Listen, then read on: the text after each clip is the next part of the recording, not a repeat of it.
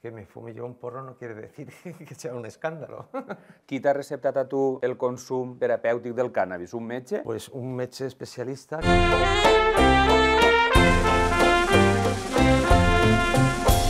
Això ho consideres la teua medicina. No es que lo considere, es que es mi medicina. Es una droga, pero es que el café es una droga, el alcohol es una droga. Ahora nos vamos a una comida con el resto de la gente de la asociación. Què tal? Hola. Abans de dinar és normal fer-se un porret? De categoría No sé què dir. Un brindis con una drogadura por la legalización de una droga blanda.